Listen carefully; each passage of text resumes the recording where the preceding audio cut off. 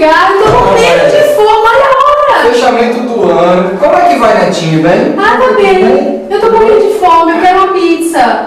Mas são 3 horas da manhã. Pizza do quê, minha Não linda? interessa, eu tô com desejo de pizza de chocolate com rúcula, tomate e tâmara e nozes. Ai, meu Deus, onde eu vou achar essa coisa impossível? Não sei, eu só sei que eu quero pizza desse jeito. Ó, vamos, já que o computador tá ligado, vamos ver se a internet tem alguma coisa. 3 horas da manhã, pizza? Ai. Eu não tenho culpa, quando vem o desejo, vem o desejo. Ai, meu Deus, bem que minha mãe falou.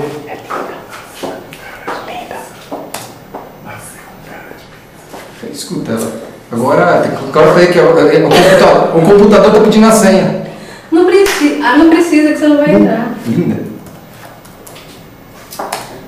Olha, se você não achar essa pizza, meu filho vai nascer com cara de pizza de chocolate, com 2 olhinhos de tomate na frente. Ai, santo Google, viu? Pizza exótica.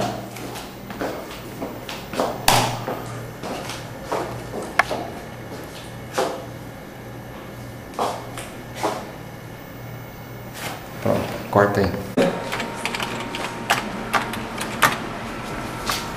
Edgar, acabou de chegar mais um pedido de grávida maluca. Ainda bem. Aí, e corta. Vai, minha salvação. O senhor pediu uma pizza? Oi? Ah, O que é mesmo? Ah, tem de tudo, tem chocolate, tem tomate, tem de tudo, tem de tudo. Toma, Obrigado. muito obrigado. Vai, você Quanto tempo ela tá, hein? Em quanto 7 meses ainda resta caralho, eu não sei o que eu vou fazer. Boa Obrigado. noite. Boa noite. Boa noite.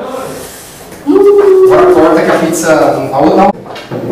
Minha linda, sua pizza. Faça bom proveito. Olha que maravilha de pizza. Ah, que delícia! Aproveite, desfrute, coma tudo.